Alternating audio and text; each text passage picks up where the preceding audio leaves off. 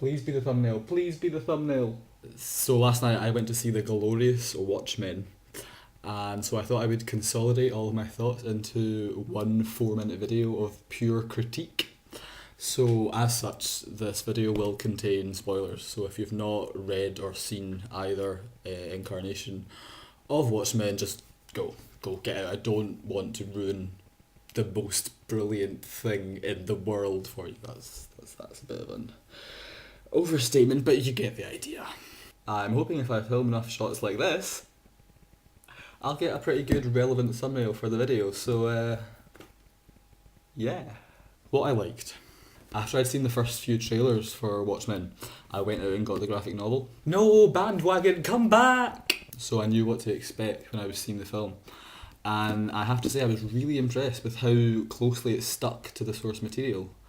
And with just generally how much they made the actors look like the characters. And also just how they recreated some of the panels, like as they are in the graphic novel. I really, really liked that. And I also liked just how they had little tributes to the graphic novel, because I know that they couldn't fit everything in, or it would have been way too long. But I liked how they had, say, the kid reading the Tales of the Black Freighter comic, and the guy selling newspapers beside him. I mean, they just had like one frame of that. But it was nice for the people who had read the graphic novel to have that sort of appreciation. I mean, I know it was quite a long film, at almost 3 hours, but it really didn't feel too long at all. I mean, I wanted it to keep going, so that's always a good sign when you're sad when the film ends, and it's especially good because it was, as I say, so long to begin with. Now, I don't know if I'll get crucified for saying this, but I actually preferred the ending of the film over the graphic novels, just because it felt like a cleverer ending in the film, using John. Because in the graphic novel, how it was just that weird alien monster thing, that was a bit out of the blue. And I feel they achieved the same message in the film, but without it coming from such an unexpected direction, which I liked. But please don't hurt me for saying that. I really liked the soundtrack, because you had like Bob Dylan and Jimi Hendrix. And although I'm not Leonard Cohen's biggest fan, his original version of Hallelujah went really well with the awkward sex scene, because he's just not the best singer in the world. And I just thought that went so well with clumsy Dan's clumsy sex. One thing I wasn't so impressed with, and it did sort of annoy me from a purist point of view, was that the credits, the music over the credits was a My Chemical Romance cover. And I'm like, well, they were covering Bob Dylan, so it wasn't so bad, but I thought it was just too big a boon to bestow upon My Chemical Romance, allowing them to be the ending credits song for such an amazing film as Watchmen.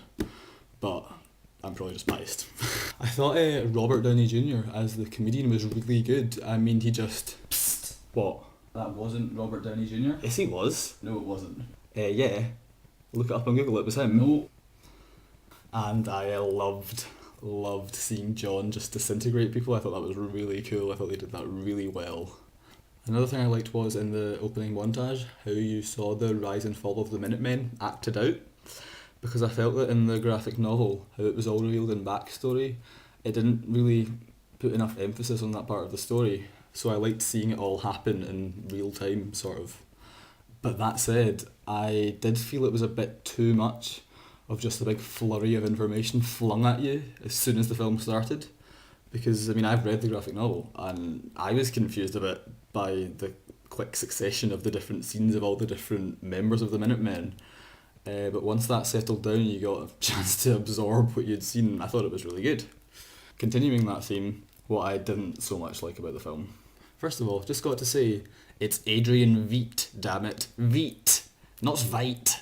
I thought it was a real shame that they missed out Hollis Mason's death scene, because I thought that was one of the more poignant parts of the graphic novel. And I really thought it would be in the film, and I thought it would be a really powerful scene, but I think they just had to cut it out because it was running too long, which I thought was a shame. There was too much Nixon, damn too much Nixon. I mean, there's just been so many versions of Nixon in film and TV over the years that I just couldn't take it seriously. And I know he did appear on TV in the graphic novel from time to time, but I felt he was in almost every other scene in the film, which I thought was a bit much. They kept saying things like, life's one big joke, or that's the punchline, or he thought he'd get the last laugh. too many times. I know in the graphic novel they said it quite a lot, but I think because I was reading that over a more extended period of time, it didn't feel so bad. But because it was just one 3 hour film and they said it so much, it felt a bit hokey. Also, when I was reading the graphic novel, I didn't get the whole Mars Palace thing, and I didn't get it in the film either. I was just like, what? What is this? What is the meaning of this? John's built a palace on Mars out of glass, and Laurie destroys it with her human surge of emotion. I just didn't really get it.